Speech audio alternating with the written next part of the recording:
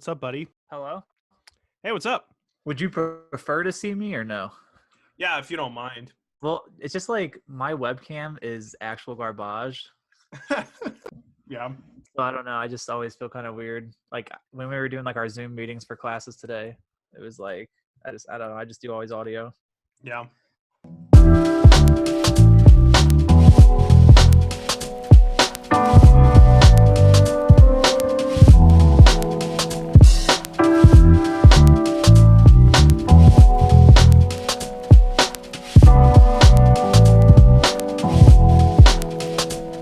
How you doing, man? It's been a hot minute.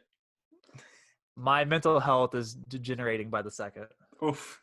But yeah, other than that, quarantine mode, you're hanging in there. Quarantine Nation. I'm playing a lot of Call of Duty. I'm doing a lot of working out, surprisingly. A lot of Wow, running, not surprised a at lot all. of eating, Yeah. Yeah. Oh, dude, a lot I of got getting left on red still. Got plenty of that around for you. So we're thriving. We're thriving Dude. in the Quarantine Nation, baby. sounds like business as usual, though. Just obviously you can't go to Fuzzies. Well, stop it. Well, the worst part is my grandparents, which I mean, they're older, so it's, they should be worried about it and I should be respectful, which I am about it. But like anytime I even look outside, they're like freaking out. Oh yeah, because you're living with them right now, right? Yeah, I stay with them during my breaks because it doesn't make sense for me to have like my own place, Yeah. Dude, I'm basically out of two jobs. I went and cut I think it was like my cousin's grass for $30 because Yeah, I needed money that bad. So that's where we are as college students now. I'm like babysitting and tutoring like children because I just need money so bad. So, you're in charge of babysitting children? yeah, they put me in charge of the youth. The youth.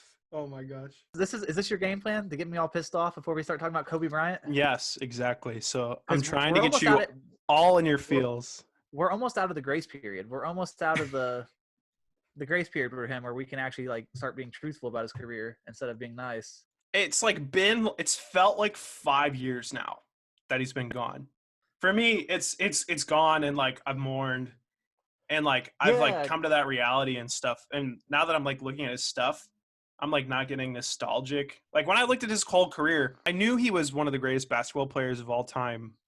But when you look at his career, he doesn't have like good years. Like there's a good period of like after like he wins, he won the three-peat, and then he had like 2 years, and then also like the 80-pointer we're going to talk about specifically.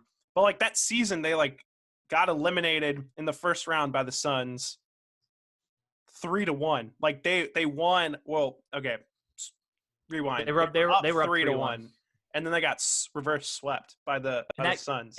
And that game 7, notable because Kobe is the clutchest player ever, according to some. That game 7, he completely refused to shoot the ball in the second half of that game. So Yeah. he allowed a 3-1 comeback, which given it was the best team in the league, but he still was up 3-1. And in the game 7, the whole second half, he didn't shoot the ball. He like legitimately like refused to do anything and just let Smush Parker and company take over. So very notable. Also notable to think about his three-peat. Those first two finals, he averaged 16, 3 and 3 on 39% shooting. So whenever we hold the whole he had 5 rings, which I hate. I hate when we do this. I hate whenever we just look at a player's career and we just try to like break down every little thing, because then you could really look at some people's stuff and be like, wow, like Jordan getting in the playoffs 3 straight years in a row with like 30 wins and 50 losses. Like you start looking at that kind of stuff and it like really blows your mind. But yeah, like Kobe, everyone holds the 5 ring thing, and it's like, okay, well 2 of them he was coming off the bench as a 6th man essentially, and then finally got around to starting. But the thing is the leap that he took, because he went from being a guy who was coming off the bench to all of a sudden a year later, he's like, holy, like this is one of the best players in the league. Yeah, and like I think too, like when I was like doing like research for like the Kobe episode, the big thing was like, oh, he wanted 6 championships to like tie Jordan, like as if he wasn't like one of the greatest basketball players like already, but like he wanted to like, because like so many people like they look at like the championships and they look at the they look at the rings and they look at the MVPs and they look at the finals MVPs. If you like if you win the scoring title, like you might get remembered for like 3-4 seasons tops, but then after that, that starts becoming like a statistic that you have to look up, you know? Yeah. It's funny. I mean, I guess this is like some side banter, but when you talk about like Tracy McGrady, he won back-to-back scoring titles in 2002, 2003, and now it's like you talk to people about the NBA, and it's really hard to even put into words how good Tracy McGrady was. And all people know is like, oh, isn't he that guy that just scored a little bit? And it's like, no, at one point there was like a 5-year stretch where it was like, is it him or Kobe Bryant? So yeah, it's like what you said. You can score a lot of points, but ultimately, like that's going to be forgotten at some point. And so he's one of the rare cases. And then Kobe, the longevity with his legacy, was first off just him being like a top 15 player all time, and then second off, the tragic death that happened just 2 months ago, which, like what you said, seems like a decade ago, because since then we've had World War III, we've had the toilet paper pandemic, we've had a number of things just attack us, and I don't know. I don't know what we're gonna do from here on out. I don't know, but yeah. So let's hop into it. I have some context notes to go over just real quick.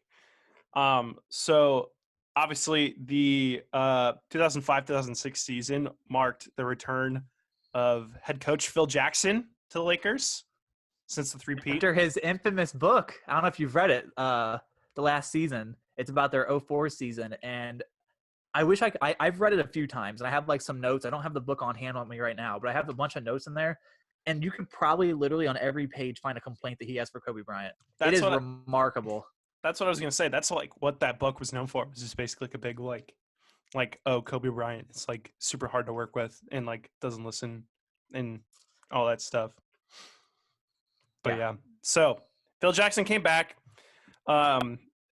Surprisingly, like Kobe, speculation was that like Kobe wanted to go back to the playoffs, and so the obvious go-to person was Phil Jackson because he got them there, 3 times before. And then in January, when the game happened, I don't know if you knew this, but he averaged 43.4 points per game in January. And before the 80-point game, his career high was that season earlier on in Dallas, and he scored 62 points against the Mavericks. I think it was like in December, on December 20th. And 3 quarters, just a month prior, yeah. Yeah, so crazy. And just to add to that, I absolutely hate whenever, and it might just be the competitive nature that I have, but anytime you have a chance to do history, I think you should always chase that. And I just absolutely hate when players will rest whole quarters.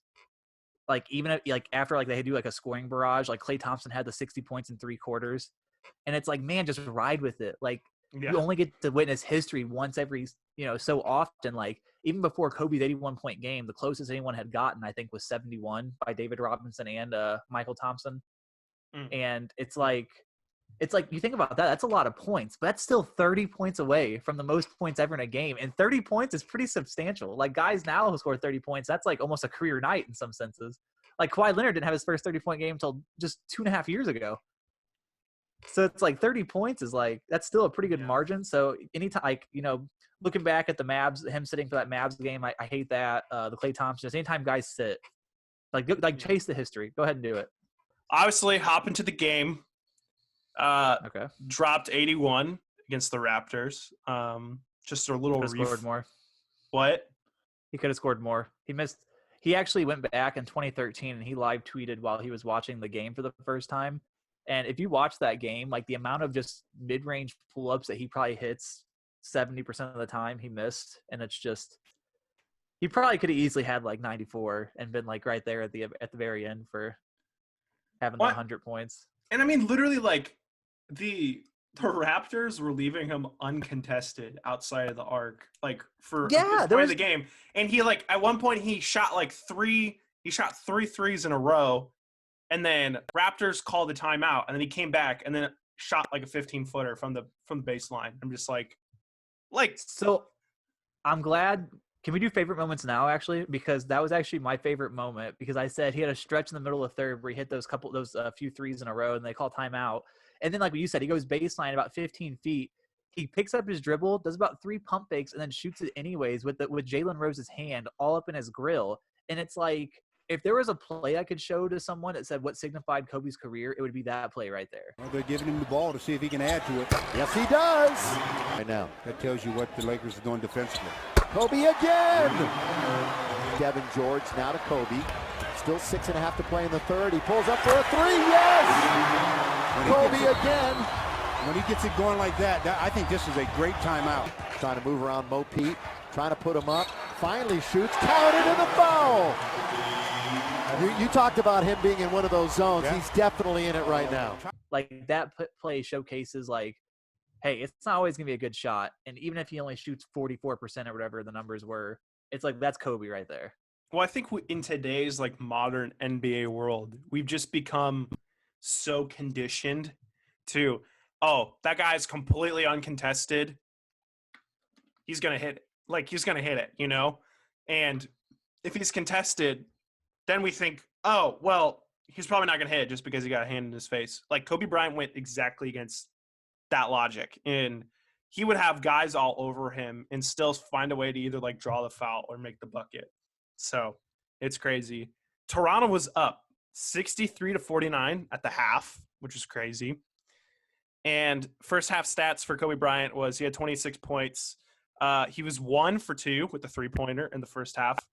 But he was sitting at a .556 field goal percentage and was 10 for 18 in his shots first half. So, like, I think it's crazy that we, like, think about the 81-point game and it's like first half Lakers were down and actually weren't doing that great. Really, the only person who was scoring was Kobe. And even then, like you said before, he was, like, missing all these different things. So yeah, that first half and just that whole game as a whole, kind of, it's just like the perfect combination of a bunch of things. The Lakers were young and terrible. They were almost too scared in a sense to kind of like get in the way of Kobe and tell him what to do. And really that team was bad enough that Kobe just really had to shoot all the time for them to have a chance. And then also that Raptors defense, they were one of the bottom 5 defenses in the league. And actually with how bad that Lakers team, that Raptors team was actually worse than them. And that's saying something. And then also during this time frame, 2006, Kobe's like in the absolute physical prime of his career. I mean, everything's just coming together for him. Probably the only thing that didn't come together fully yet, 100%, was mentally, which that came, over the next couple of years as he won 2 more finals. But just a side note about the shot attempts. That season, he averaged 27.2 shot attempts per game, and he scored 35.5 points per game. A player has averaged 27 field goal attempts a game 19 different times, and on that list, Kobe is 7th in total win shares at 15.3. The only 3 players on that list to ever attempt a three-pointer was MJ in 86, and his win share was 16.9, and Iverson in 01 with a win share of 6.9. And then also notable from that season, Kobe's in the 500-800 club, which is 500 three-point attempts and 800 free throw attempts during a season. The only other players to do that is Harden every season from 2014 to now, and 2016 MVP Westbrook. Harden every season from 2014 to now? Yeah, Harden every season 2014 to now has attempted at least 500 threes and 800 free throws. And I think the last 2 seasons he's actually done 1,000 each, if I can remember. I mean, that's just – how many does he make? This season he was on pace as well. Not as many as you'd think. The free throws, he's a really good free throw shooter, but his 3 points, he's actually a pretty middle of the pack 3-point shooter. Yeah. He has attempts so many that it's like if you attempt 1,000 and you hit 36, like 360 of them, Yeah. So Kobe, so then obviously second half, Kobe then scored 55 points. And in the third quarter, he was 4 for 5 in 3-pointers because that was when he had the 3 in a row and then came back and then hit the baseline. And then I think out of all the stats you got to look at, Kobe by himself in 3 quarters Kobe outscored the Raptors in the third quarter 31-25. Which that era too, man, it's brutal. If you watch some games from like 99 to probably They're right hard about to watch about this year. It's a lot of defense. It's a lot of. I mean, this was kind of the era of people grew up watching guys like MJ, so it was kind of like everyone was ISO, get out of my way. But the thing is that no one was as good as MJ and could get past it. And it's important to note that Kobe is probably the last of his kind in this regard. Melo the same way, but Melo honestly started to fizzle out the same point that Kobe retired. So, the ISO, get out of my way, I'm going to score, or I'm just going to miss it kind of guys. Kobe's one of the last guys to ever be like that. I think Andrew Wiggins is trying to be like that, but unfortunately he's terrible. So, yeah. And yeah, plus it's Andrew Wiggins. So some weird things. You mentioned free throws earlier. Kobe, going into this game, had a pretty substantial streak of free throws. I don't know if you knew this, but at the beginning of the game, he had like 57 it was like free throws made in a row. Yeah. And he got all the way up to 62, but then broke it after missing after missing, a shot. I think it was like in the second quarter, I'm pretty sure, is when he missed it. And then immediately, like right after that, he, converts the bucket, like heavily contested by two guys. I think another weird stat, I don't think this is exactly perfect, but I know it's in the ballpark of what it is. From after this game up until 2016, I know this is true up until 2016 because I remember seeing it like in the 10-year anniversary of the game. He scored 55 points in that half, and I think it was only 9 times had 55 points in a game been scored by a single player. Wow. So that's a lot of scoring. Yeah, a lot of scoring. A lot of people too. A lot of the iconic images that you see from this game, if you go on like House of Highlights or whatever, of like are the crowd chanting MVP, and then you see the billboard and it says MVP. Do you know actually where he finished in the MVP standings? Yeah, 4th behind Nash, LeBron, and Dirk. Yeah. Even though he received, I think it was like 22 votes for first, which was the second closest next to Nash, which was like crazy. He did win the scoring title that year, though, obviously. So Kobe plays for most of the game, too. And one last weird thing, Kobe actually gets taken out of the game, with 4.2 seconds left in the game. Why don't you just leave him in? It's 4 seconds. Like he can get a standing ovation. I don't know. I personally thought that was weird at that point. I was just like, there's 4 seconds left. Have the standing O at the end, Like, why would you take him out for If you watch a lot of games, a lot of coaches, especially it's particularly in basketball, coaches will always try to get like a final timeout or a final sub in so the player can kind of walk off to his own individual ovation. So it's understandable, but yeah, it's like whatever. Here we go. And Kobe will be replaced, and listen to this crowd for number 8, Kobe Bryant.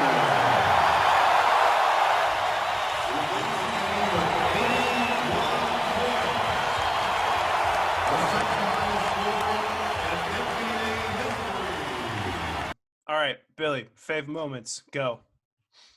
Yeah, so we talked about that those couple of straight threes and then the mid-range baseline pull-up, which is basically the epitome of his career. I also had a favorite moment of mine too, and it kind of shows like the physical power that he had throughout his career, which I don't think we kind of saw after 2009. But he had a dunk in the late second quarter where he just took a handoff and he just was at the rim full power, and he kind of like went up with his left, but then like switched with his right in a way. And he just like dunked it with such power that you just forget how much ferocity Kobe had. Devin George guns it to Min, little backdoor. Kobe scores on the slam. Well, that time they ran their offense. And just how strong this guy was. Like, it's crazy to kind of look back at some of his younger highlights. And the same goes with any player. You look like Westbrook or LeBron or MJ, just physical like freaks. And you look at some of like their young highlights and. Yeah, I had one of my favorite moments is in quarter 3, Bryant gets a steal and dunks to give the Lakers the lead in the third quarter for the first time in the game. Just like he steals the ball, he almost goes out of bounds or like hits the scoreboard, and then like he cuts in and then just like absolutely like just slams it home. He has 22 on the night. Knocked away by Kobe. Great hustle by Kobe. He's going to score. Slam dunk, Lakers lead. And he like gives the Lakers the lead 87-85 for the first time in the game. So I think my other favorite moment of the game is Lamar Odom, who's their second best player of the team. He shot 1 for 7, and the Lakers bench shot 2 for 11. And it's just, that's like the most Kobe thing I've ever heard in my life, is his teammates only getting like 3 made shots between like 6 guys. I mean, I think he had like 5 assists, not even the whole game. Kobe had 6 rebounds, 2 assists. 2 assists, not even. You That's know, Kobe's crazy. last play of his career was an assist. To who? Yeah. Jordan Clarkson. That was Kobe's last play of his career. What a guy. What a guy. Note for you. And then my last moment, I think this is the pinnacle moment of like everyone knew like this was a historic game. If they didn't know already. So Kobe hit 64 points, and then immediately, like after he beats, his career high later by hitting 64 points, he immediately hits 2 threes in a row and makes it 70 points, and then beats the Laker franchise like after he scored his next bucket. And so literally like that whole like period of like he takes it from 64, then he hits 70, and then he hits 72, and then he just like gets fouled again and keeps hitting free throws. Like the entire like Staples Center basically at that point was just like going nuts because it was just like they just knew.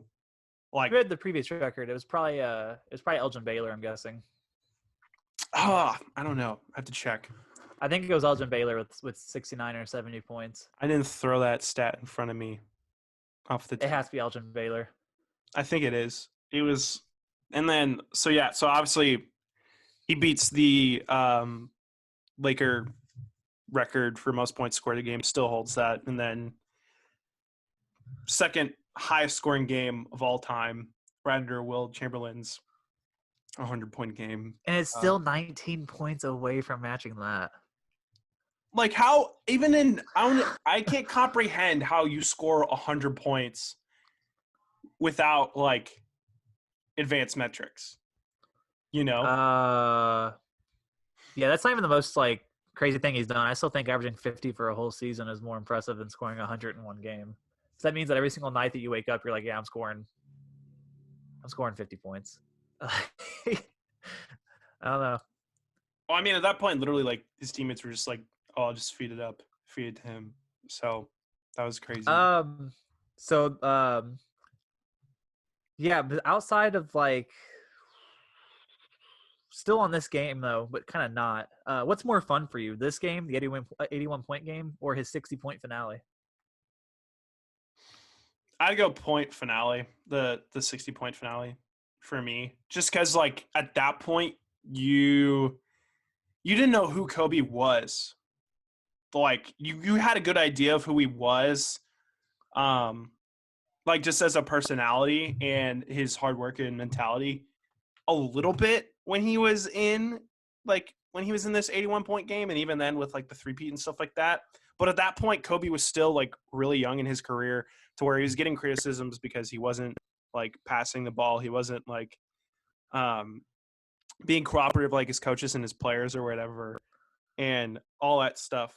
I think when he dropped 60 for the last game of his career, you could just see the culmination of like, this is what my whole like career as,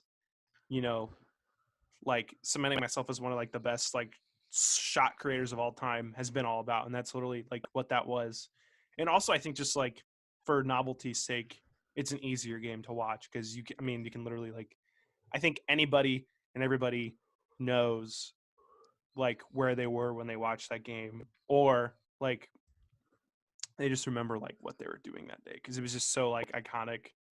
But yeah, I'd say either that or when he beat the Celtics in 10 after losing 2 years earlier than that. Yeah. Yeah. I mean, I just was trying to compare those two games since they're high scoring, just like individual regular season games. Yeah, because anytime, like, what makes him so great and why I love Kobe so much is because how emotional he is. And every time he's won a championship or he's done something, you just see the hate in his eyes. You see the love and the passion in his eyes. And you can see all that in his face. He doesn't hide it. He's really good at wearing his emotions on his sleeve. And I think that's awesome. Also funny to note, comparing those two games, the 81 points and the 60 points, he actually shot the ball 4 times more, or like he actually attempted 4 more field goals in the 60-point game than he did in the 81-point game. That's just wear and which is tear, pretty though. funny. Yeah, Like, yeah. Like at Well, that it's just point, funny.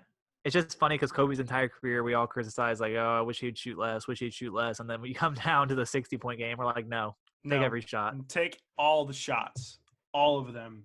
That's crazy. Any final things you got, Bill? Yeah. I wanted to ask you. Yeah, bud. I had here something about his goatee. I'm not gonna go into that. Where's His Kobe on your goatee. all-time list? All-time ranking, Kobe Bryant. What do you have him? Because I know what I have him. I've made this list. I've tweaked it. I think for me, he's number 2.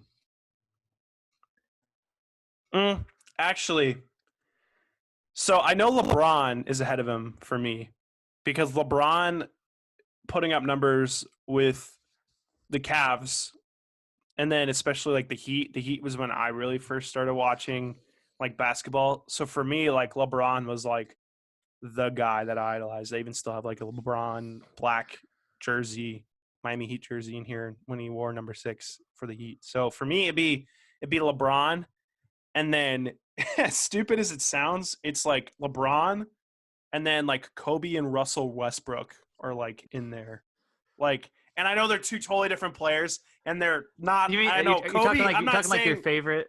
yeah, like Okay. on my list. But I think if we're going like who I think is like the greatest of all time, You don't have to just like throw like a number out there, like top 15, top 10, top 2, like he's whatever. definitely in the top 5 for sure. Top 5. Okay. Yeah, That's interesting. I'd have to sit down and like go over everything if I was going to do that. But definitely top 5. He'd be up there. What about you? I'm curious now. I have him either 9th, somewhere in between 9 and 13. Yeah. No, I'm very specific. I'm sorry. So I'll just read you my list because that's better. Okay. Because this will take a second, but I watched basketball young enough to where I got to see Tim Duncan, who was averaging, 24 and 14 for most of his career, and who was a defensive powerhouse back when teams were scoring 70 points a game. So it's kind of hard to have that and just ignore it. So I have MJ, LeBron, Kareem, Wilt. I'm a huge Wilt guy. Shaq, Magic, Bird, Duncan. And then I have this weird kind of like, I don't know how to rank these dudes, but I know they're the 4 next best players, and it's Hakeem Olajuwon, Kobe, Oscar Robertson, and Jerry West. And I want to say Kobe probably leads that pack, and Kobe's probably the 9th best player ever. But it's between those 4. But Kobe's in that argument. I can't put him in like that top tier of like top 5 players because I love Wilt and Shaq and Kareem too much, and LeBron's the 2nd best player ever, and then no one's ever going to top MJ. I mean, the only thing greater than MJ is his legacy. Yeah, I mean, everyone's. I think MJ is also top 5 for me.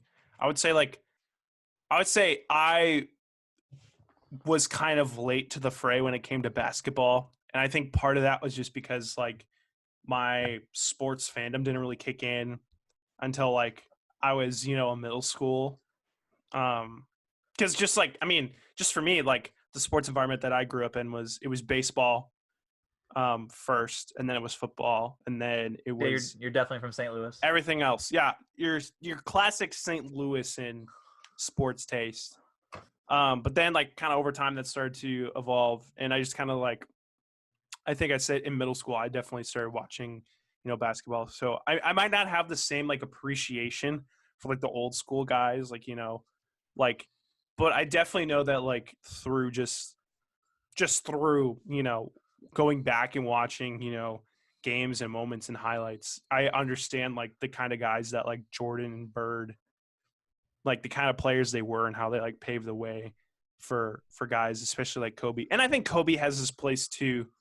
I think where you ranked him was a little bit more fair, but for me, like, I don't know if it's still like the graduation goggles or whatever, but it's like, I think we overhype Kobe a little bit, and I think right now we do.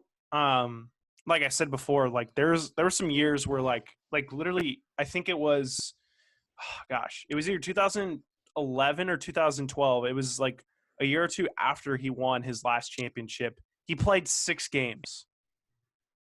Like, well, he dealt with injuries Yeah. very late in his career. yeah, like a whole bunch of injuries, And like as far as like substantial years of him playing and getting his money's like worth out of like his contract, he set like a whole bunch of scoring records. You know, youngest player to reach like 26,000 points, 27,000 points, 29. You know, all those records.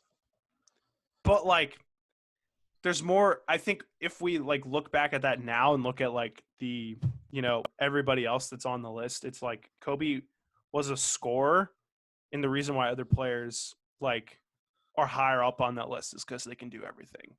You know.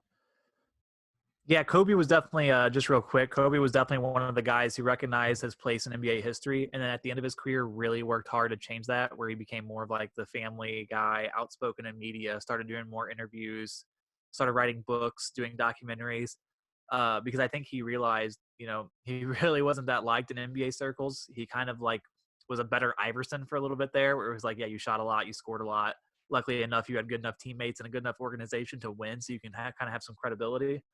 But yeah, he definitely his last few years changed a lot of people's minds, including my own. I used to be actually a pretty big Kobe hater because people used to always say, "Oh, he's like a top 3 player ever." I'm like, really? Let's settle down with that. But I try to be fair with everything, and I think he's definitely like a for sure top 12, top 13 guy. But I usually have him like 9 or 10. So let me ask you this question then: do you think that he was always like his personality off of the court was always like kind of like that family man, you know, passion and driven and stuff like that? Or do you think like that was something that like he changed like towards the end of his he was career? always very passionate and driven. I mean, you could look at interviews of him when he's 17 and he's like, yeah, I'm the best player in the world. So I mean, he was always very passionate, always very driven and confident and all those things. That's why I love him so much and why I studied him so much. And he's honestly one of the, like, the way he approached life is almost like the way I have now, which is why his death really affected He me. visited Like, 0 colleges when he like went yeah, well, he to. knew. He's like, He knew he was going. Like he knew where he was going. He knew what his worth was. Yeah, and so he just what was I saying? Sorry, I didn't mean to put you off your train there. But No, what'd you ask before? I said, what was his mindset? Always family man, or oh yeah. So no, people always forget. Like, yeah, after all the allegations, after him and Shaq had their divorce or whatever, he actually was like, people always talk about how loyal he was. He was asking to be traded to Chicago, and him and his wife were in Chicago looking at schools for their kids and looking at houses and stuff. And so, and every single time his contract came up, he threatened to opt out if they didn't make him the highest player in the league. So, I think we forget that too. Yeah, there's a lot of context, and a lot of that stuff disappears over time. And that, you know, the way he treated the end of his career, that's, you know, you're kind of going to have those lasting memories. And then he actually really wasn't that clutch of a player. I hate talking bad about him right now, but he wasn't that clutch of a player. But since he was super clutch his like last game, people were like, "Oh God, yeah, Kobe clutch." And it's like, yeah, he was, but he wasn't. It's like if you take that many shots, eventually some of them are going to go in. He had a stretch. He ended his career. What was it? Right before that Jazz game, he had a stretch of like in the final 10 seconds, he missed like 20 something straight shots or something. Yeah, it was he had a pretty wild stretch there of non-clutch stuff. And actually, the first season that him and Shaq weren't together, he actually started the season missing like 6-game winners like in the first 2 months. So I hate tearing him down a little bit, but I think we're almost past our grace period of talking bad about him. And I think the clarification is realistic is it's not like talking bad. Like we're not bashing him. It's just like, you know, every NBA player I think that you look at has good and has bad, you know. And it's like, yeah, you know, I think you are right though, and the time has passed where it's like, you know, we can stop being as idealistic as we have been the past couple months, and now we can be like realists. So it'll be interesting. It'll be interesting to see the amount of hateful feedback I get on this. So I should have done this research beforehand, but because I just thought about it. But I want to look because he had 46 shot attempts in his 81-point game. I would love to look at some guys who have scored 60 and 70 in the past and see how many shot attempts they had. Because I'm pretty sure there's a couple guys who had like 60 points and only shot like 26 times. So could you imagine them having like 20 extra shot attempts? Well, I mean that's just math. Like that's if you make more of your shots and you're more efficient, you're going to score more points. Yeah, I don't know. There's a part of Kobe there where he was able to be like that physically dominating player because he was on such a bad team, and he was able just to do that and kind of focus on that more so over winning. But he was no more for the legacy of Kobe. Yeah, he won. He scored a lot. He was able to do all those things, and then he was able to still be cherished by everyone. Yeah.